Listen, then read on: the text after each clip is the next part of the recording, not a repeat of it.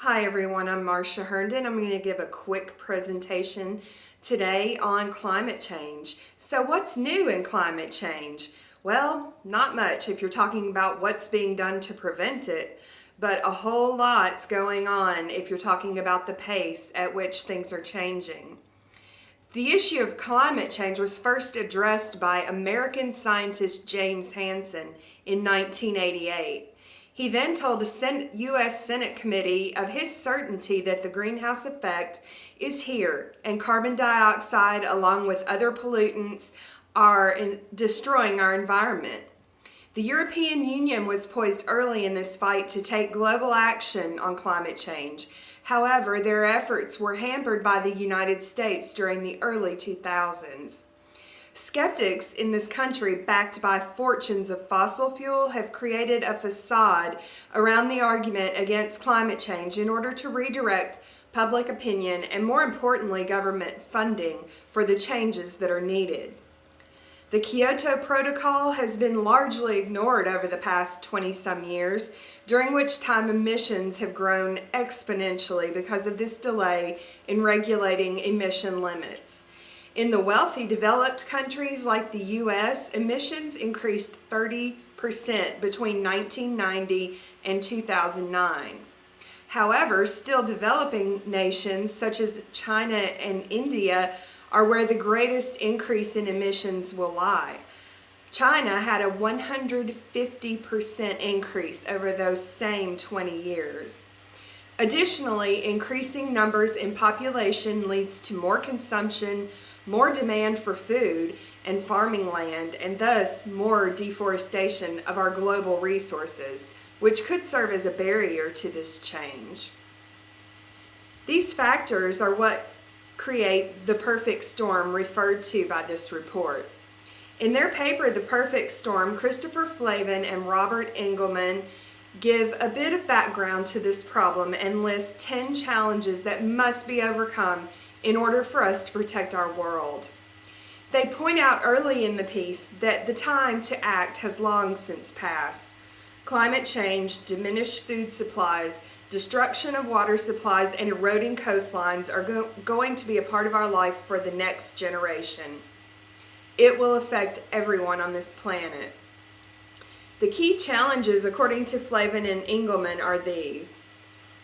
First, thinking long term, because we as humans are trained to think on immediate threats. Innovation, because any solution for alternative fuels and technology has to be easily produced, cost-effective, renewable, and convenient in order for it to have a chance. Population, or more specifically, population control. Slowing growth on the planet involves giving women in every country the right to practice family planning and meeting their health and educational needs to that end. More people is a need for more agricultural resources and thus taxes the land even more. Number 4, lifestyle changes. The U.S. has moved to a consumption-based society. Larger cars mean more fuel to run them, more emissions, and more technology within them.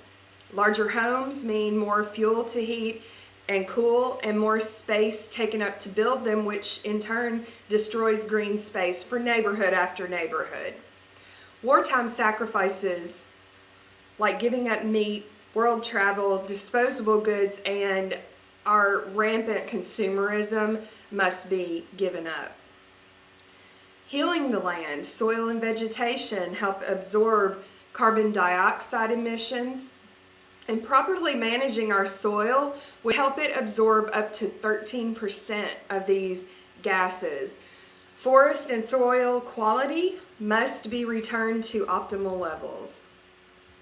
Their next problem or concern is that we must have strong institutions. Good governance means global governments for a global issue. UN, World Banks, and major governments have to work together on this. The equity imperative says that countries must agreeably share not only the cost but the sacrifices. The 8th challenge that they point out is economic stability. Affluent countries make the most demand on our natural resources. Therefore, any solution must work, feast or famine. Therefore, cost and efficiency, along with proper monitoring, are important. Additionally, political stability is something we face. Wars, discord, and dissonance all across the globe distract from this major problem. Addressing the matter of climate change requires countries to put aside their differences. And just mobilizing for change is a challenge. Opponents argue cost, but countries have to be innovative and embrace the economic opportunities held within a new fuel. The 2009 Conference on Climate Change, which is referred to as upcoming in this paper, was basically, in my opinion, a non-event with no real resolution to solve this problem. The Copenhagen Accord was not unanimously passed and is not legally binding. In fact, the most notable thing to come out of these talks was documents leaked by Edward Snowden proving that the NSA provided intel on the closed-door discussions to the U.S. negotiators. Meanwhile, India and China, two developing nations, feel that the U.S. and the United Kingdom, as wealthy and already developed nations, should lead the change in climate control. In my opinion, gathered solely from reading this piece, my own prior knowledge of climate change, and other readings we've done for this class, is that our major problem here in the U.S. are as follows. The success for fighting global change depends on who is in power at any given moment. This weakens momentum of the movement for lowering emissions because the power shifts constantly. For example, Bush rejected the 97 Protocol, saying it would wreck the U.S. economy. But President Obama committed to 80% reductions by the year 2050. Both of these seem like extreme and unreasonable positions. Number two, change is being addressed by members of a generation who will not live to see the fallout. They have to start caring about how this world will exist for their children and grandchildren and stop living for today's profit. Number three, in my opinion, the power and global domination of nations who supply coal, oil, and other fossil fuels. Additionally, the power and money these companies have to influence government laws and compliance as well as public opinion.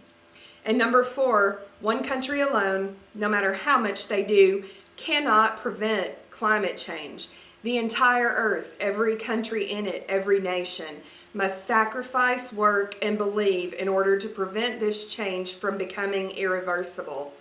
Here in the U.S., we can't even agree on women's rights, reproductive rights, and religion and government, despite laws being on the books for all of them.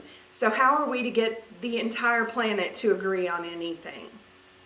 Scientists have, for the most part, been cautious in their predictions of global climate change. This, along with money from energy companies, has led to debate over what is already pretty much a proven fact.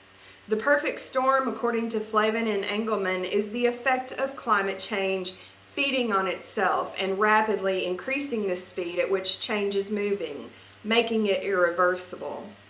In my personal opinion, there is going to have to be a visionary who steps forward, someone who sees the financial potential in developing a new source of energy that fits these requirements. Only when someone figures this out and makes it happen, only when the government takes their power back from big oil, coal, and natural gas, only when it is simple enough for the laziest consumers to accept, only then will we be able to make a change.